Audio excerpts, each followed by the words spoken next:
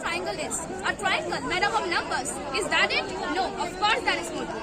So let's see how a Pascal triangle actually looks like. It looks something like this.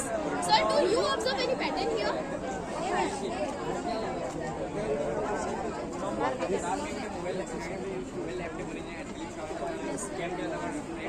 Each number in each row is the sum of two numbers directly above it.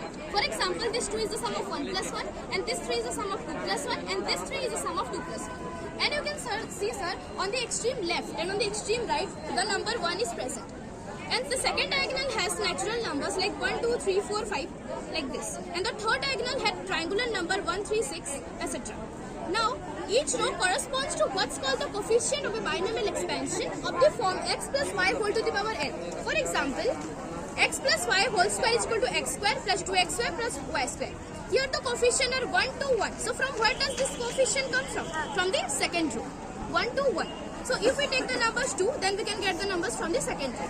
Now, each row is also the power of 2 and 11. 2 to the power 0 is equal to 1. 1 plus 1, which is 2 to the power 1 is equal to 2. 1. 2 to the power 0 is equal to 1. 2 to the power 1 is equal to 2. 2 to the power 2 is equal to 1 plus 2 plus 1, which is 4.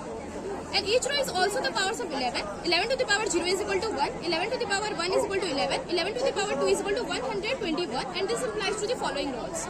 Now, how to find out the compound interest, simple interest, and the difference between the compound interest and simple interest by using the Pascal triangle. The simple formula that we know for simple interest is PTR by 100, and compound interest is P into R plus R, P into 1 plus R by 100 to the power time period minus P. So let's suppose principal is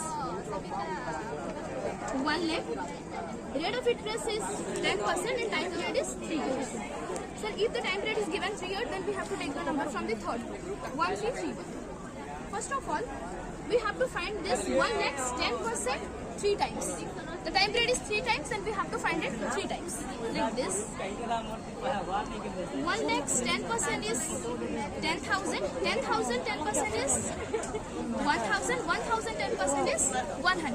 Now we have to multiply the numbers with the numbers from the third row 1, 3, 3, 1 respectively. 1, 3, 3, 1. This will become 1 lakh. This is 30,000. This is 3,000 in this. For finding the SI, only second element of the dth row will be used. And for finding the CI, all the numbers except the first one will be used. And for finding the difference between the CI and SI, all the numbers except the first and second will be used. So this is the principal, and the second element, this is the SI. And all this, that sum will be 33,100, and this will become the CI. And this will become the difference between the CI and SI, 3,100. In this way, we can find it. Now, my another project, installment scheme. So you must have seen advertisement like pay just 500 rupees and bring home a color TV and rest in easy installment. So what this installment means? It is the amount which is paid by the customer at the regular interval towards the remaining part of an cash price. So how to find out the installment on SI? First of all, let's suppose the principal is 1,000, rate of interest is 10%, and time period here is 3 years. So the amount will become P plus SI, which will become P plus PTR by 100, and P is equal to 1,000 plus 1,000 to time period 3, 10 by 100.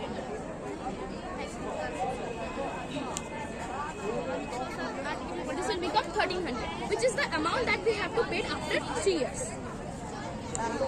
This is the present, and this is the future value of 1,000. 2023, 2024, 2025, and this is 2026. So the future value, so the present value is 1,000 in 2023. So what will be the installment each year? Will it be 1,300 by 3? No. Let each installment be X. So the future value of this X will be X plus PTR by 100. This will become X plus P will become the X. X into time period will become 2 years. 2 into 10 by 100. This will become x plus x by 5, and this will become 6x by 5. And the future value of this x will become x plus, similarly x plus with here by 100. So here p is x into time period is 1 year into 10 by 100. This will become x plus x by 10, and it is 11x by 10. And the future value of x 2000